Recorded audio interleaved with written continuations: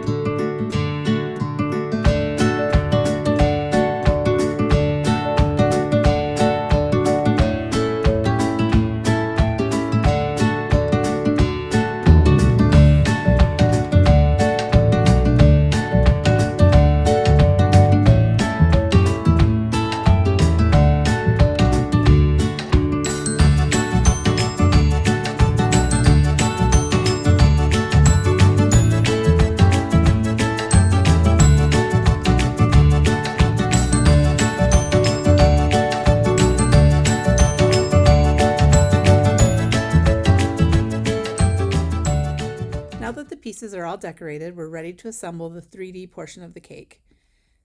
You'll fold the tabs forward on the back piece, and you'll fold them back on the cake piece. The dies score the cardstock as well as cut the shapes, making it really easy to know where to fold the tabs. We recommend using our easy tear tape on the tabs as it's a strong double stick adhesive. And a little tip from Donna is to put a bit of liquid adhesive on top of the tape to give yourself a little wiggle room when you're adhering the pieces together. Begin by lining up the tabs from the cake layer into the elbows. I'm not sure how to call it, but I'm going to call it elbows of the folds on the back layer. It works best to push the pieces down flat and press to make sure you have good adhesion. Once the middle cake layer is in place, the front piece is added to the tabs from the back piece that have folded forward. There's also a cute little happy birthday banner greeting included in the die set. Use that if you'd like. And here's Donna's finished cake. We love that on the one today she used a shimmery cardstock for her white frosted cake. The cardstock is from the white holographic paper pack. Donna created another cute card during her original live stream that has more of a masculine feel to it. For this card, she cut off the flowers and added some star dies. We love that she used an embossing folder to add texture to her cake. And as a fun surprise, there's a cake-shaped card within a card adhered to the front of her base panel. You can watch Donna's video link below if you'd like to see the full step-by-step of this cute creation. And finally, here are a couple cards from our team. Han created a sweet pink cake and shows how it folds flat and fits perfectly into her A2 envelope. Brenda also added texture to her cake with an embossing folder, and again put it into an envelope. And finally, another flat, non-3D cake idea from Beth. I think you'll find that these dies are very versatile. So we hope you enjoyed this edited version of a previous live stream. Thank you for watching.